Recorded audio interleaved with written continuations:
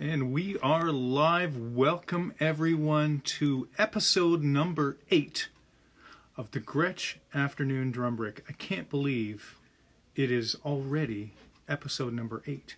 And it is back to being winter here in Canada, in where I am here in Aurelia, Ontario, which is 90 minutes north of Toronto. Hey Neil, hey Frank, nice to see you guys here. 12 degrees Celsius is 53 degrees Fahrenheit, and it was hot yesterday. It was summer, but today it's cool. It's actually kind of a nice little break. So welcome everybody. I hope everybody is doing well. I hope you're healthy. I hope that you're having some time with your musical instruments if you are a musician and you're getting some things done. Apparently the recording gear has been flying off the shelves, as well as acoustic guitars. I've been hearing that there's been a massive demand for that as we've been home. And some of you may know I've been getting into the recording a little bit, and want to thank my friend Neil Devereaux for giving me a lot of incredible advice. Thank you so much for that. I don't know what I'd do. And many thanks to Ralph Allman for the Motu here, the interface, and the loan of the beautiful Brooklyn kit. So before I bring my guest on today, there's a few things. I have something that I do every week, and it's what I like about Gretsch drums. And today I want to talk about their versatility. They are super versatile. They can be tuned up very high for that bebop jazz sound, or they could be tuned big and fat for a rock sound, or somewhere in the middle for a funky kind of sound. And depending on the heads and the tuning, as my guest last week, Kent Oberle, was saying, you learn how to tune your drums, and you put good heads on them, they're going to sound great. And speaking of drum heads, I wanted to give a shout out to my friend Chad Melchert and my friend Murat from the Drummers Hangout. I picked up some brand new Remo coated Emperors at Chad's recommendation, and they sound amazing on my Renown kit. They sound great. I cannot wait to track with those. So absolutely love them. And yes, Gretsch drums are very, very versatile ones. So anyway, I am going to bring on, I'm going to see if my guest has requested. I'm going to request add to our conversation today, but I'll give a little background on what he does and what he has done musically and business-wise over the last few years, and I will introduce him. He is a drummer, he is an entrepreneur, and a technology expert, and an amazing guy with such great patience for somebody like me with not a lot of technical ability. He is a Gretsch drum artist and been the drummer for the Sky Diggers. I believe he's a member since 2004. Has worked with such artists as Jim Cuddy, Paul Langlois, Andrew Cash, Cowboy Junkies, Brian Byrne from My Mother Earth, Sandy Horn, and many others. Ladies and gentlemen, please give a warm welcome to my friend and guest here, Mr. Noel Webb. Neil, thanks for having me. How are you? I'm doing as well as one can during this COVID-19 era. Actually, we've been doing really quite well here in our home in Hamilton. So we've been holing up and ready to do our Friday grocery shop after this. Woo! That's exciting stuff. That's good. Yeah. We were in Hamilton actually on Wednesday with seeing a terrific physiotherapy guru out that way for my wife's back, and holy smokes! And already it's much better. So I love Hamilton. You know that? It's been a bit of an area where there has been a lot of artists move from Toronto to over the past 5 or 6 years. The mass exodus of artists. Yeah, Yeah. And it's beautiful. I mean, it gets a bad rap and whatnot. You're driving in and out of the city. It looks amazing, and I know several musicians that live there, and several great drummers such as yourself live there. And how long have you been there? It will be it'll be 4 years in December that I've been here. Right. Yeah. After spending a long stint in Toronto, it was time to come to a different area. And quite frankly, I love it here. The community is incredible, musical and otherwise. Yeah, it's great.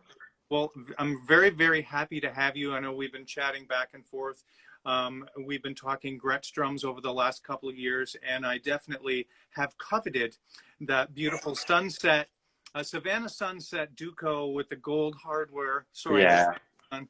Yeah. that kit is absolutely beautiful, as are the rest of your drums. And talking to Murat yesterday about you, and he was talking about you purchasing some I don't know, some other Noble and Cooley, Something. you know, Yeah.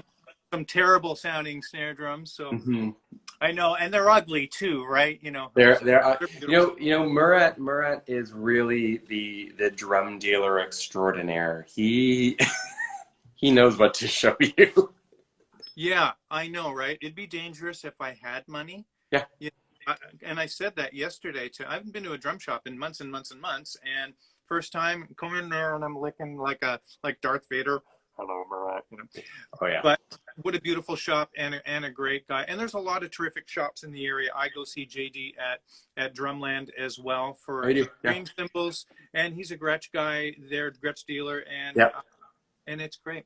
Anyway, I wanted to get started by first of all welcoming you, and I wanted to sorry, it's actually cold down here. I had to wear the hoodie. It's probably yeah, maybe like 10 or 12 down here in the drum room. So, and I'm gonna have to cover over these snare drums here so that we don't get any condensation on them. It's toasty. Anyway, so when and where did things begin for you musically? Well, I would say they started when I was probably about 3 years old, running around the backyard in Birmingham, England, with two twigs in my hand, singing Ian Drury's "Hit Me With Your Rhythm Sticks" and smacking Ah, stuff with them. that's great. But formally, it actually didn't start, I'd say, until late in high school, actually. Wow. Very, very late to the game. In grade 9, I tried French horn with the high school band, and that wasn't my cup of tea particularly. But later in my high school career, I had the opportunity to take a set of drums home from the music teacher. I was over the summer, so I plainly asked, "Hey, can I borrow this kit?" It was actually an amazing old 60s, not Gretsch, but it was amazing. Yep. And brought it home. I hadn't played it yet, and I went to a friend's house to a high school party, and I kind of did the entrepreneurial thing. I heard this guy upstairs playing guitar, and I walked upstairs and I said, "Hey, how's it going?" It's like, "Great." I'm like, "Great guitar playing." He's like, "Oh, that's awesome. Thanks, man. Do you play?" And I just said yes. And I hadn't touched the drums yet. That's awesome. So at this point, I had committed to the lifelong journey of playing drums in a flash and in an instant. And behold, 3 days later, the guy Simon, who was playing guitar in that room, and a few other guys came over to the garage, and we just started jamming. That's crazy. Yeah. You could play a drum beat along with them, or you figured that out? Yeah, I'd figured that out by the time we'd gotten there. I remember the first tune I'd learned and jammed was Plush by Stone Temple Pilots. That's awesome. And what year was this? Oh, wow. So I would have been probably just turning 18 years old. So that would be 1996, maybe 95. Probably just when Plush by Stone Temple Pilots had came out. That totally makes. Yeah. And then, so what happened after that? Did you jam with these guys? Did you do any lessons? What happened? It was actually pretty. So we formed a band actually at that point. It was amazingly terrible high school band, like many of them are. Yep. And I was immediately bit by the music bug. So, lo and behold, the shock to the parents when I come home and I say, "I'm not going into university to physics anymore. I'm going to take a year off and study and go to music school." I bet they loved that, right? And they went, "Well, okay." And you know what? My parents were incredibly supportive. So I'll tell you a little bit about them in a little bit, and sort of how supportive they were in this journey. Really so. So what ended up happening, I studied with Gary Tomlin out of Kitchener-Waterloo Okay. for um, the next 2 years. And Gary had studied with Ed Thigpen, but he had gotten me into learning and performing orchestral percussion. So being as naive as I was, coming out of the high school woodwinds band, playing drum set there, so to speak, um, he took me down a whole path where I started learning timpani and orchestral snare drum and xylophone and marimba, how to play triangle, all of these Yeah. things. And what ended up happening is I applied to university, and instead of for drum set, not realizing that was a thing that I could go and major in at that time, I ended up majoring in orchestral music. So I got into Laurier, Wilfrid Laurier University in Kitchener-Waterloo, pretty well-known school for orchestral music, and I got a scholarship to go to school. So I ended up, Wow. so hours of practicing every day, like everyone knows, this is what you do. And so for the next 5 years, I did a victory lap at Laurier. That's great. I went to school there, and I studied with David Campion in their percussion department there. That's where I met Steve and Eelhart, who was one of the founders of Dream Cymbals, the company that you work with. Okay. So Steve and I were in the same percussion studio, and Craig Snowden, Right. who Yep. is a part of that Yep. whole cymbal crew as well. Wow. And so we went through Laurier together in various different ways. That's when I started picking up more into drum set playing throughout the university career. Joined the big band there, and then had to learn all of those chops.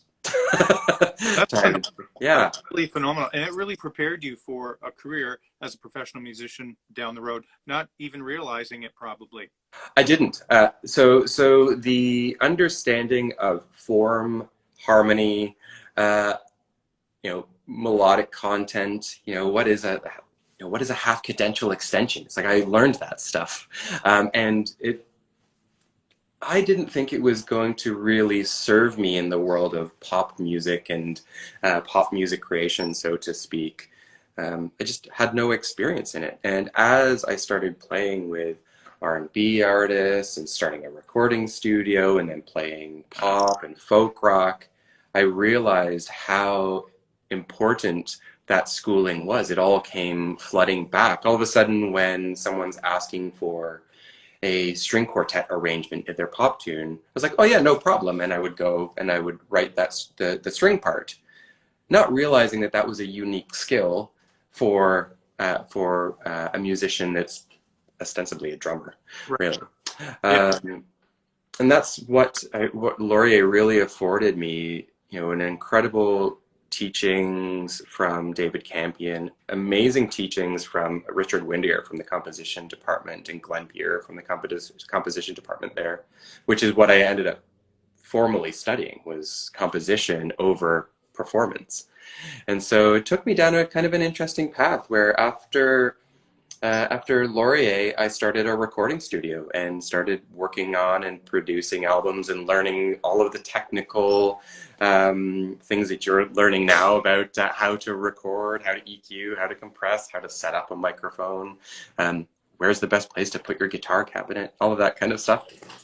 It was a pretty wild journey, and it was just all born out of this incredible support from my mother and father. They not every single turn they backed my decision, and they backed that decision, I think, because they saw how just really dedicated I was to learning any craft around this thing we call music and creating music.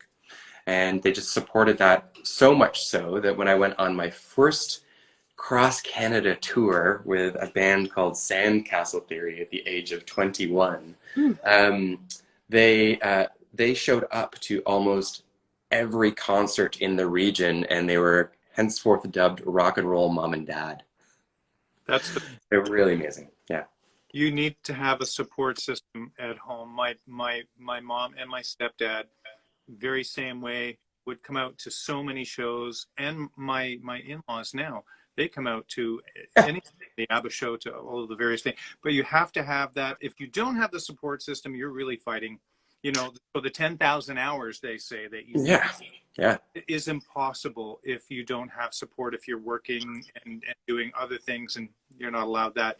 That's phenomenal. I didn't know any of this about you. We've never really spoken. Well, I didn't even know what your voice sounded like. So you had the advantage of knowing. This is true. But I still have somebody.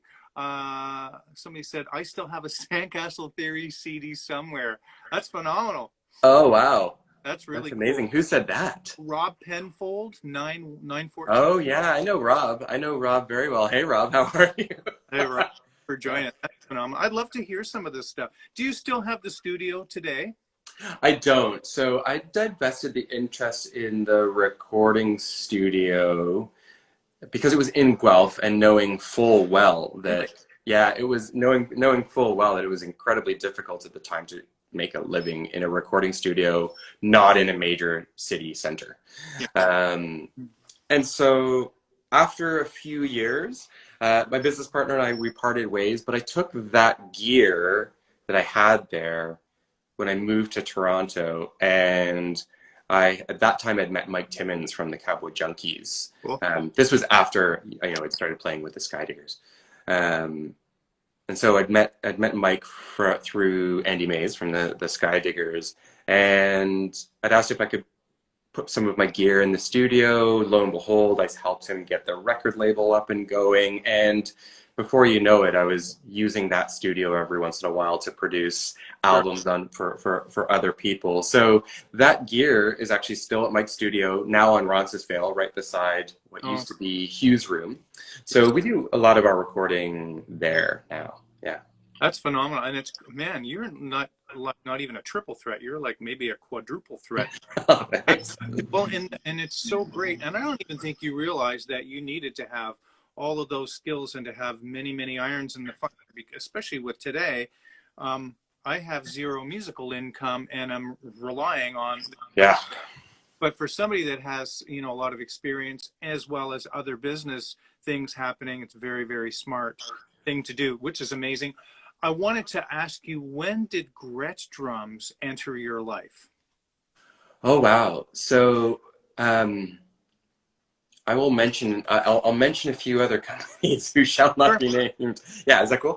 So throughout my career, initially early days, so back in that 21-year-old crossing the country day, I was with AOT drums. Oh yeah, with Ray. Yeah, and that family was incredible. So when Ray and Amay moved, like many AOT artists at the time, they all went to Thai drums.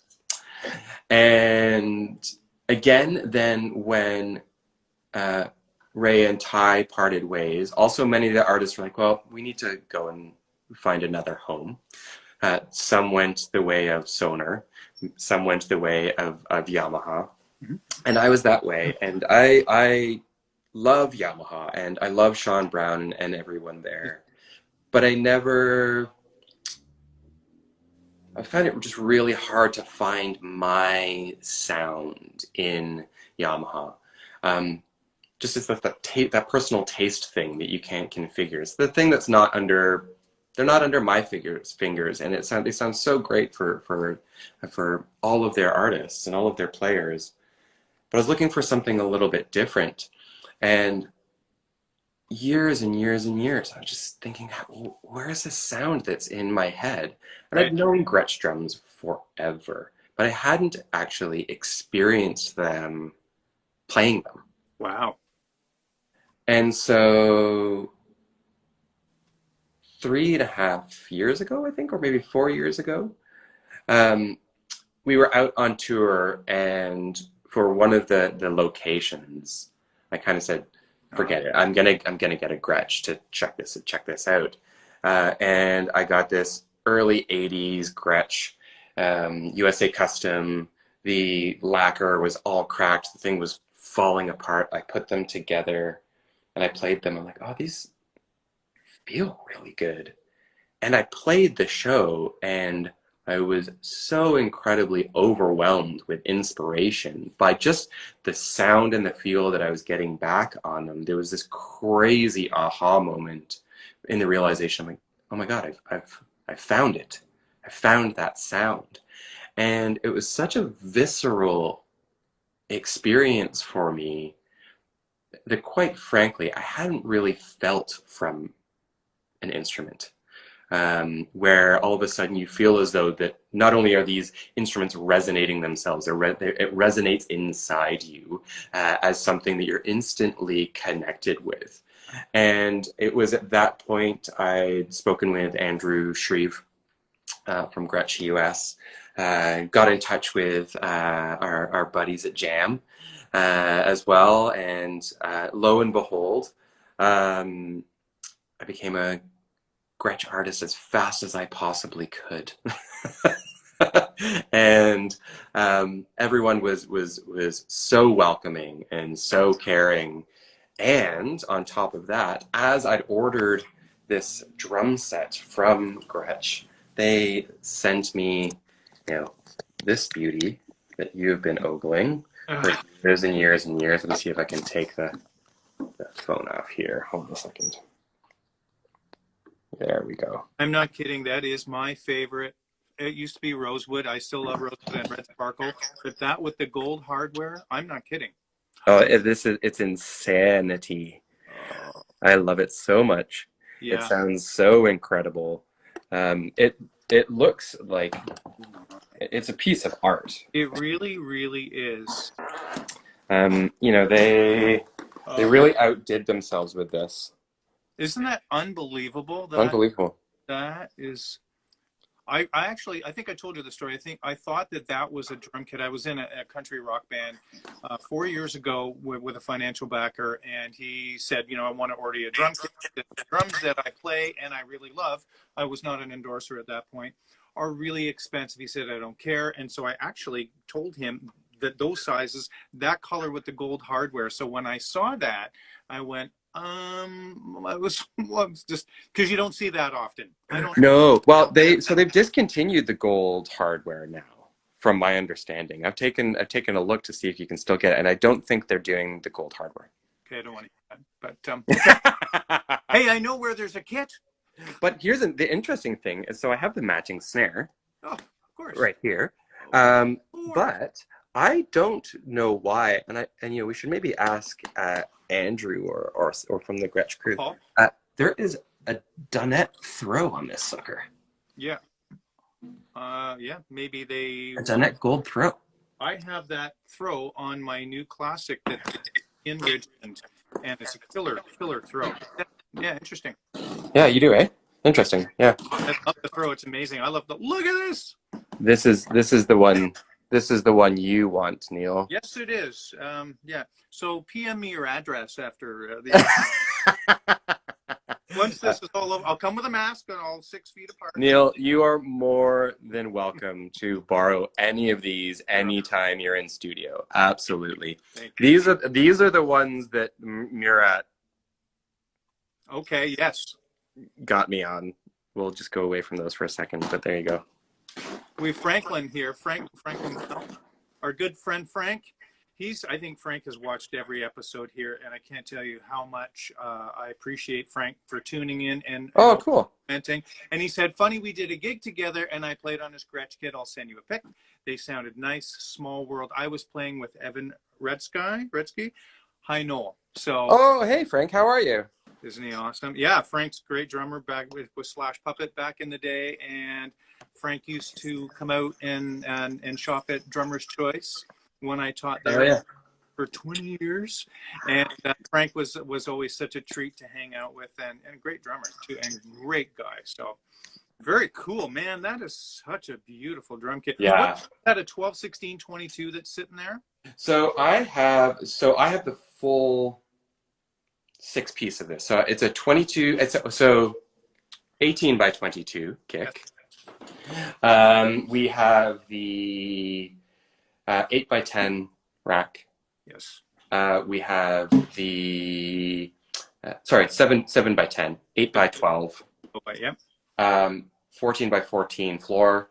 16 by 16 floor, and the 5 by 14. 5 by 14 on the snare there.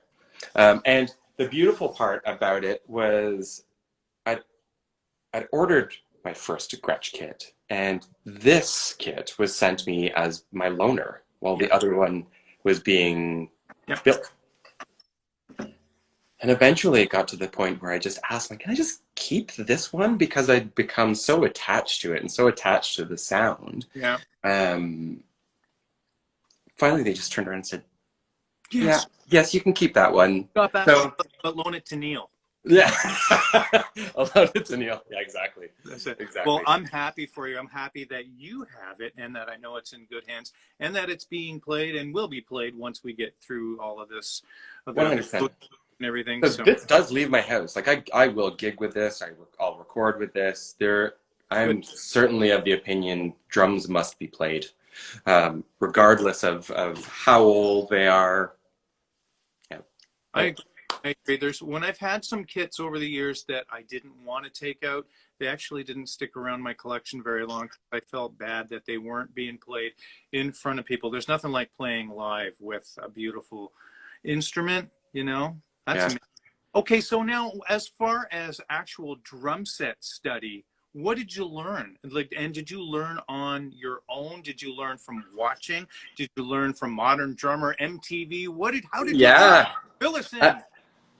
I just watched a lot of drummers. I didn't really ever formally study drum set, oddly.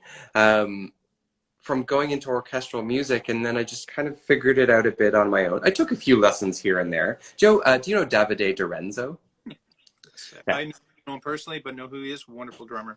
Wonderful, incredible drummer. I remember taking my first drum set lesson with Davide, and it was just an incredible experience. And it really taught me a lot about listening. He thinks I give him too much credit when I say this, but I said it to his face so many times. The lesson, for the most part, was playing quarter notes on a ride cymbal at 40 BPM for almost an hour. And the whole thought behind it, to me, I took away the ability to listen just so much deeper than what I thought I was capable of. Because it was about, yes, keeping the time and keeping that meditative flow and getting your technique going in such a way that it kind of becomes, the cymbal sound becomes a part of you. But then also at the same time, your ears open up in such a way that if you're doing something almost that meditative as an approach, you start to learn more about how you can approach an instrument, I guess is how I'd say it. And so you could hear the fundamental tones of the cymbal, all of the overtones, all of the partials that are happening in there.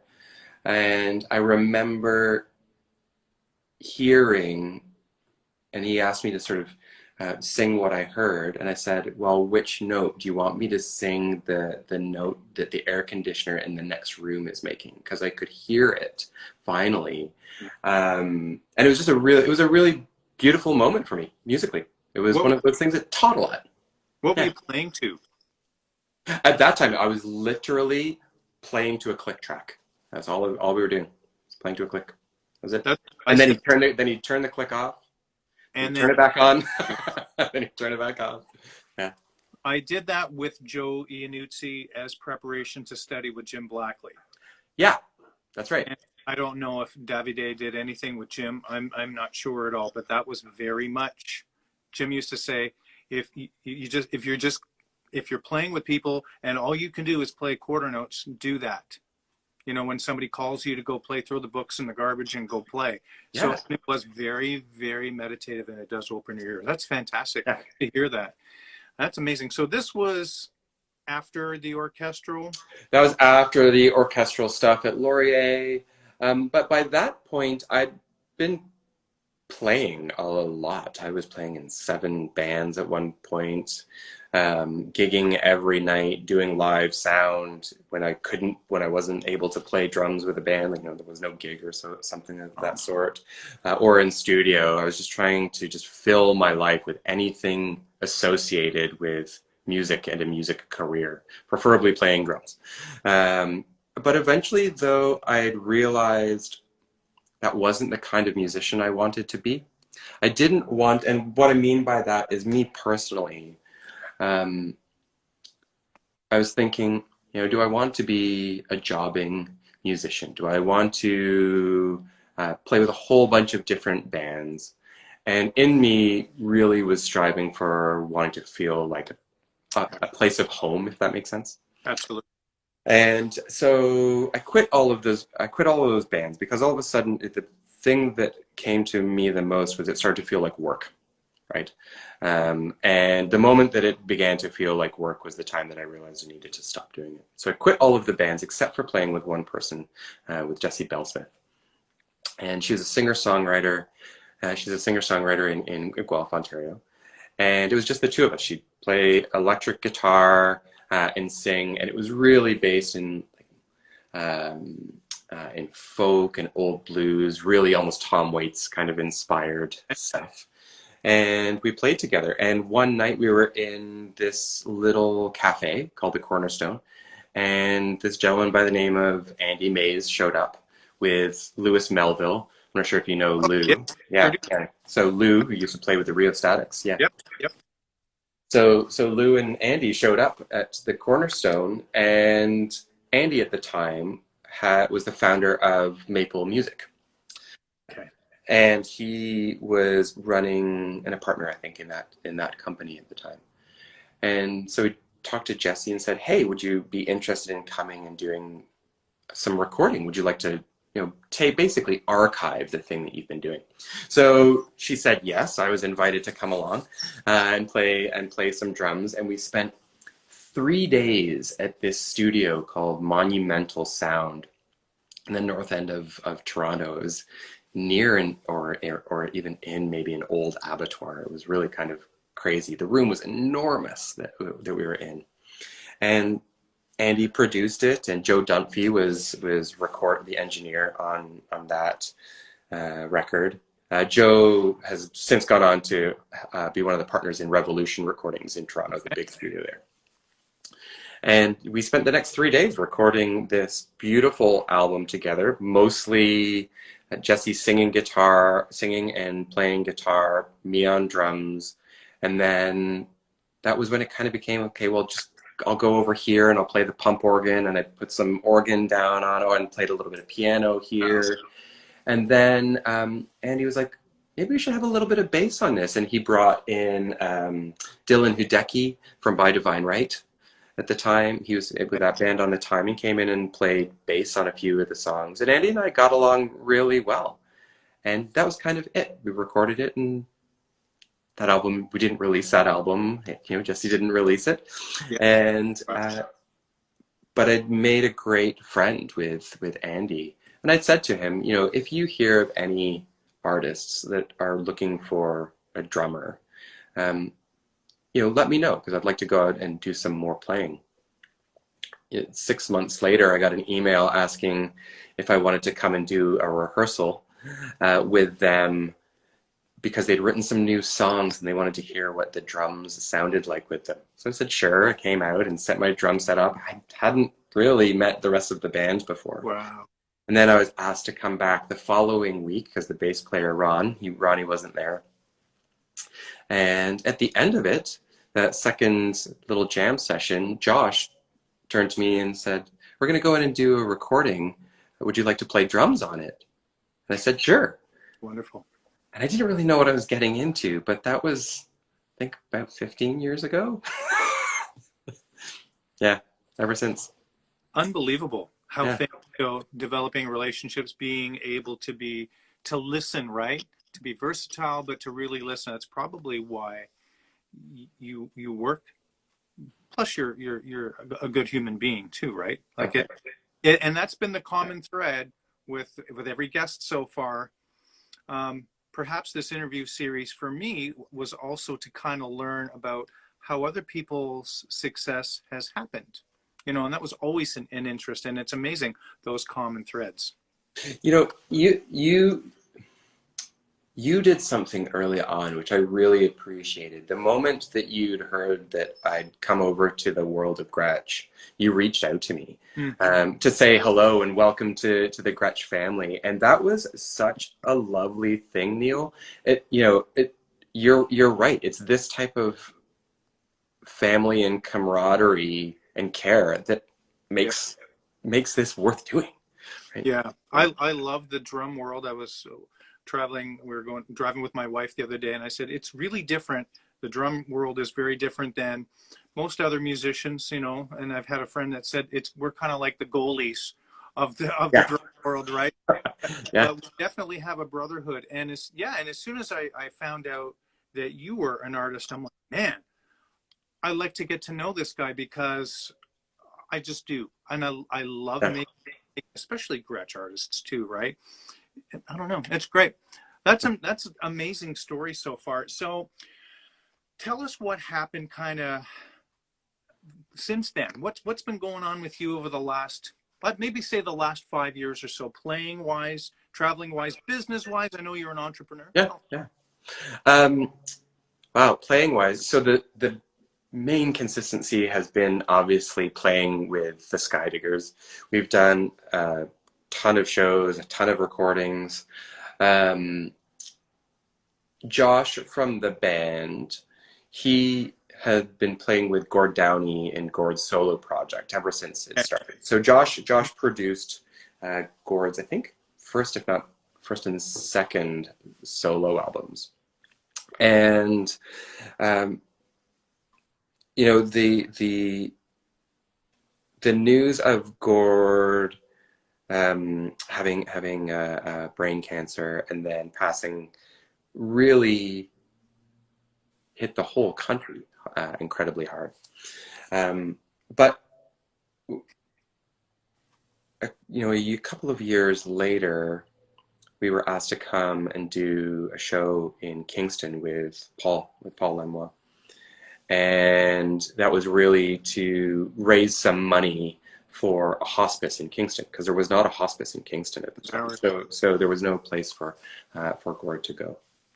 And they've since raised that money and broken ground on the hospice. But we had an amazing time coming together as the Skydiggers and playing with Paul. It was so beautiful and therapeutic, and we got to make some amazing music together. That has also become its own little entity as well. So we've done a few shows as, you know, Paul Lemois with the Skydiggers as well, and that's been such a treat. He's such a beautiful human being. Writes incredible songs as well, and so that's also given I think all of us a little bit of pep in our step to learn some new music as well, and bring the whole band together in a slightly different way than we might normally. So I've also been playing with a band called Villas as well. Totally different gig altogether. That was all electronic, no acoustic kits. So the Yamaha, sorry, not the Yamaha, the Roland SPD became my best friend, learning how to how to program that, edit all of the clips. And then as we put that show together, which was quite complex because it was all to click, all of the scenes changing automatically between songs, all the lighting rig was triggered, everything was choreographed in that show.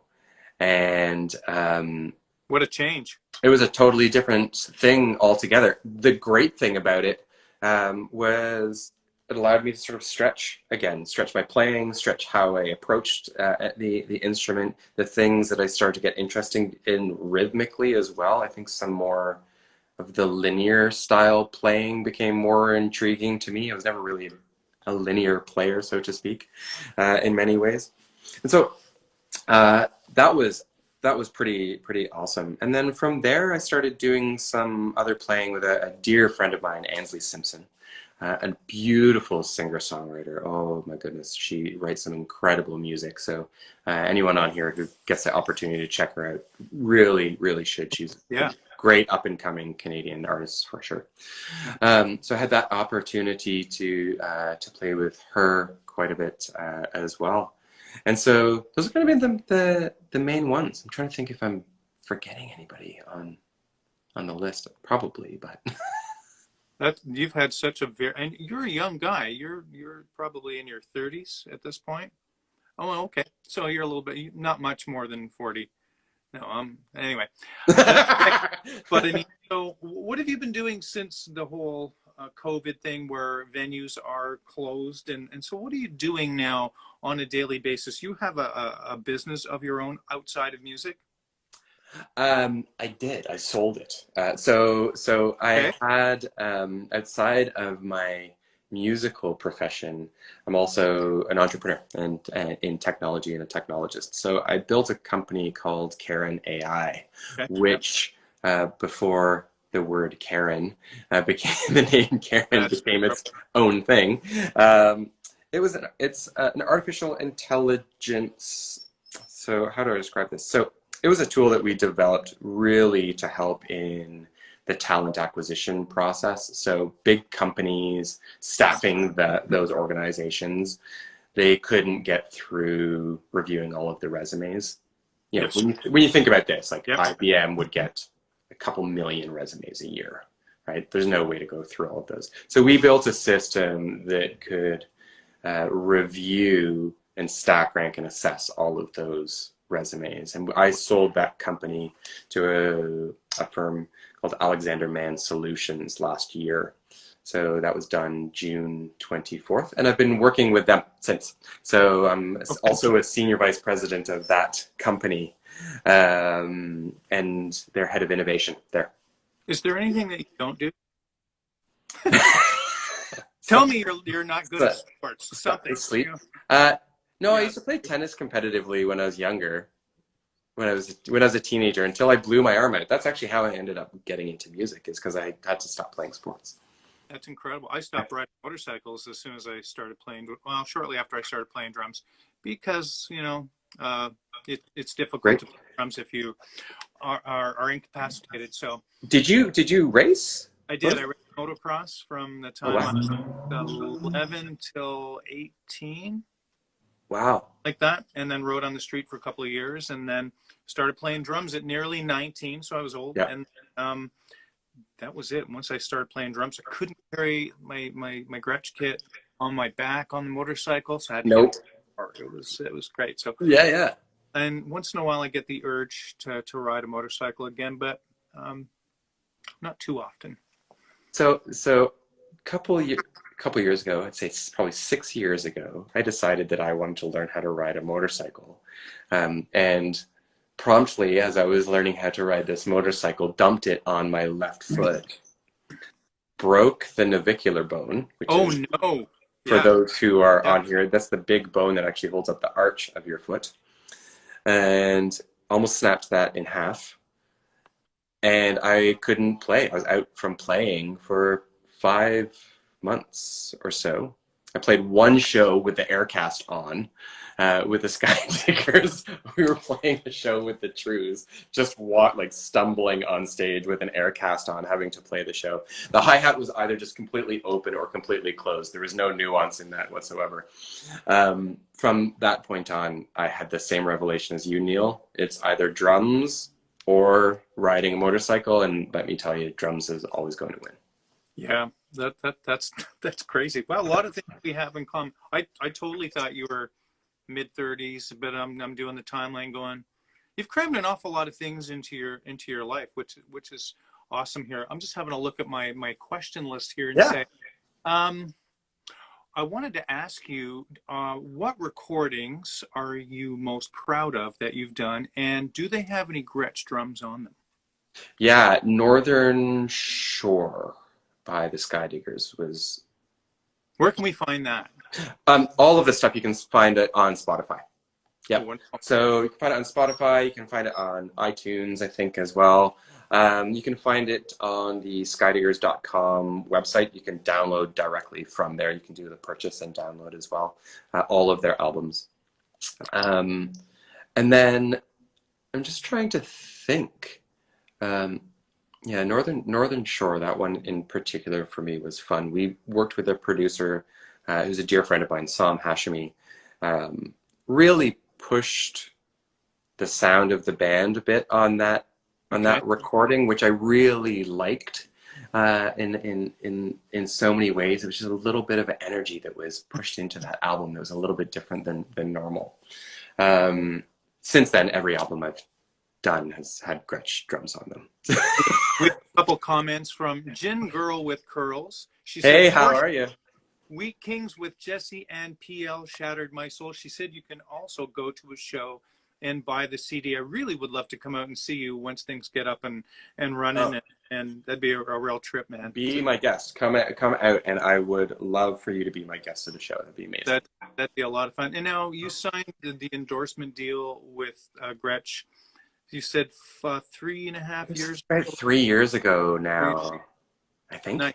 Yeah. Right. What does it mean to you? And I ask all my guests, what's it mean to you to be part of the family? Oh man. Camaraderie, care,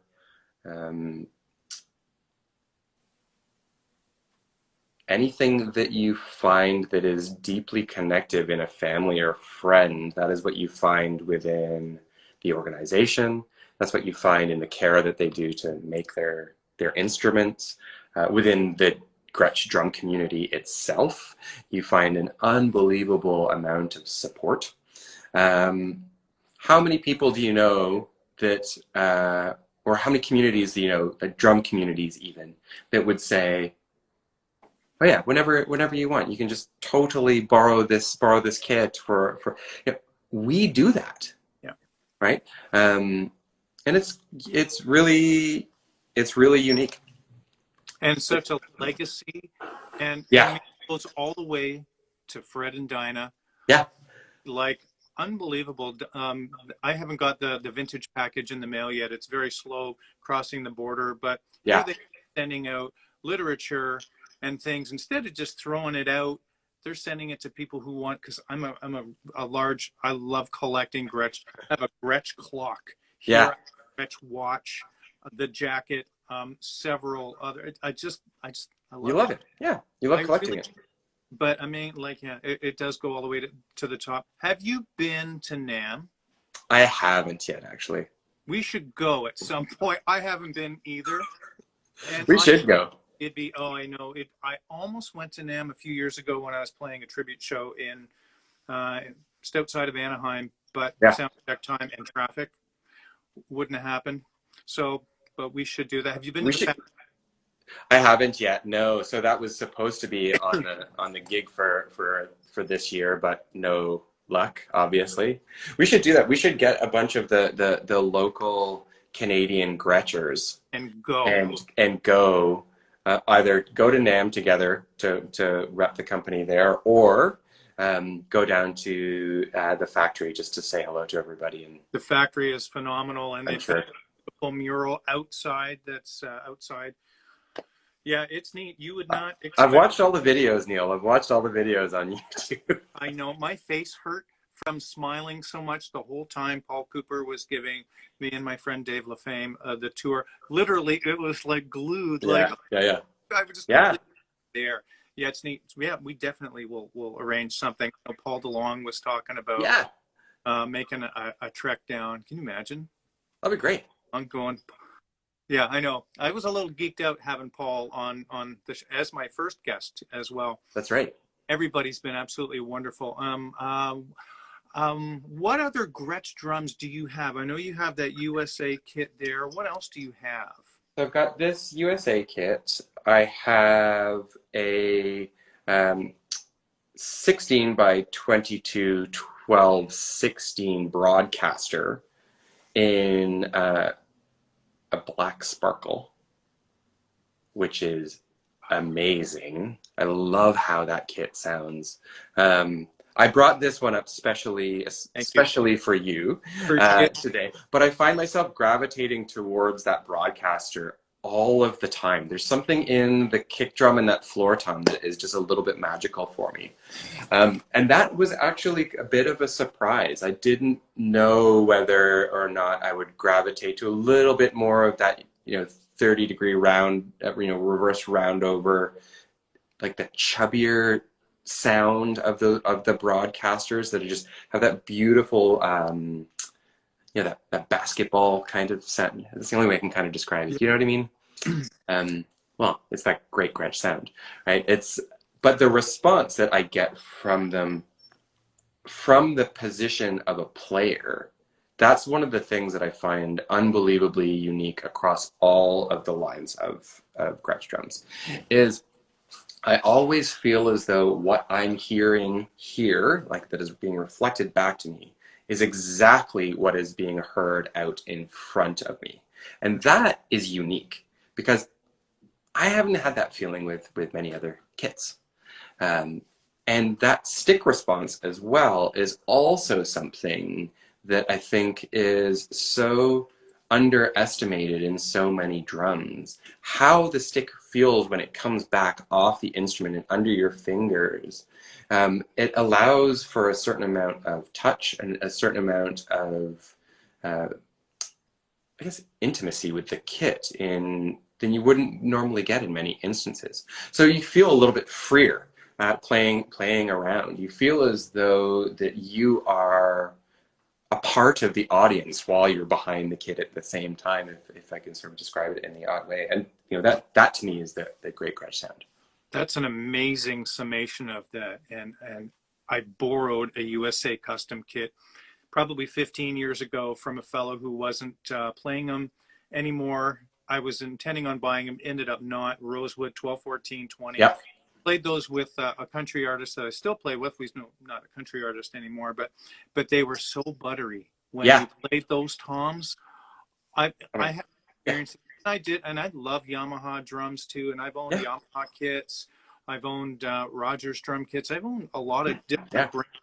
My very first pro kit though was a little Gretsch kit, and that was the sound that I was looking for driving around Toronto, and played the little kit at Toronto Percussion and went, that is the kit. Well, I don't think a lot of people realize that, well, every studio I've ever walked in, recording studio that I've ever walked in, the house kit is a Gretsch kit. Right? Most of the recordings that you hear in many studio, are Gretsch kits on recording.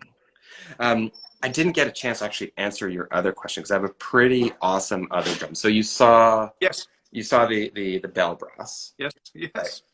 Right? I know that's your super favorite. They're all great. This little sucker. Oh no. So this is the brand new Gretsch Brooklyn Standard. So what's beautiful about this is it has the old deco lugs. Yep. 45-degree bearing edges. So it's unique for Gretsch. They don't usually do that. I think the only other Gretsch snare that has the 45-degree cut is Vinnie Caliuta's. Oh, the signature drum. The signature drum, right? So this one was developed with Gretsch and Mike Johnston, who's a drum teacher, Gretsch artist, has been for ages and ages. It's got the the 42-strand wires on it, the built-in muffler. Yeah, I love that. Oh, it's so great. The stick response on it is amazing, really bouncy. It's sort of like shockingly almost trampoline-like in a great way, and that's whether the bat throw, the muffler is on or off. And you got the lightning throw off on the sucker with the matte black, so it's nice. It goes with every, looks like it goes with every kit. But again, a different series of Gretsch being the Brooklyn. Yeah. Man, they're amazing, aren't they? Yeah. They are. I love the Awesome. drums. I've been enjoying these the last maybe month or so, having them here. But have the chrome over brass Brooklyn myself, 5 by Oh, 14. geez. That has been my go-to drum, and I've recorded a lot here just in my beginnings of it. And I also have my friend Ralph Allman's Brooklyn 5 by 14 wood drum, and that thing is Oh, just how's that? off the chain. It is, eh? But How do you have the? Do you have a full Brooklyn kit, Neil? I do. While it's sitting here, it's my friend Ralph's kit. It's a 12, 14, and a 22. They were separate drums that he bought from Paul Dickinson from Okay. U-Drum, and then he bought this snare drum from Jim Taglietti in Cambridge. There, he had that. Oh yeah, yeah. Yep.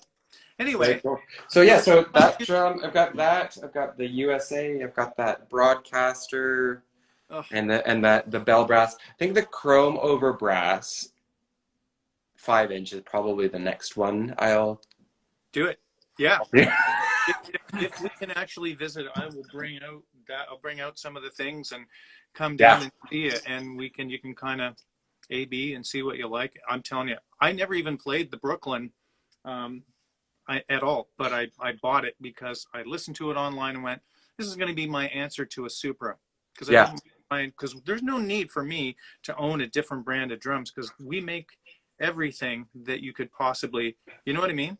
You know what I would love to see? So this is something that I would really love to see, and I asked the Gretsch crew early on, and I think I know why they can't, but I would love to see this. I'd love to see them do a limited release of the Gladstone again. Mm-hmm. With these lugs, these Gladstone lugs, but with the full tuning mechanism as well. But I would love to see it with a solid shell, a solid shell drum. So like a solid shell maple. You know, one of the things that I love that I've actually seen is, you know, starting to do, different companies do the collaborations. So you see, we know that DW and Gretsch are associated with one another. You know, DW working with Craviotto to do some stuff.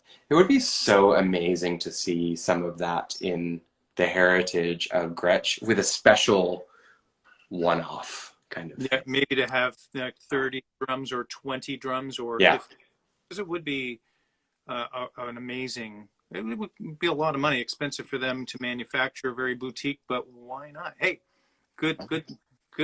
Why not? And it's funny because they do ask for our input as endorsers on the Gretsch page on Facebook. What is it that you would like to see? And I racked my brain. I'm like, I like what you have. So, but that's a wonderful idea. Well, because that one in particular has an interesting heritage, right? Yeah. The Gladstone drum in and of itself has its own mythology behind it. Yes. And at one point, Gretsch, I'm not sure if they still do, but owned all of the Gladstone intellectual property, I think. Chet Falzarano would know that. The author of the first Gretsch book and Facebook friend and an absolute Gretsch expert, of course. Oh, ask him. Yes, that'd be amazing to ask. If you could ask him for me, I would love to know. Yeah. We have 2 minutes left here, my friend. Thank you so much. Where can people find you on the web? You can find me on the web. You can find me on Instagram at Noel Webb. You can find the Skydiggers at skydiggers.com. You can find the Skydiggers and any of the bands that I've played in, from Villas to Ansley Simpson. You can hear all of Paul Lamois's stuff, probably at every streaming music service you can possibly think of as well. You can find me on Facebook. Wonderful. Yeah. Any advice to any up-and-coming or new drummers? Any advice that you have to be successful and sustainable in this career? Yeah.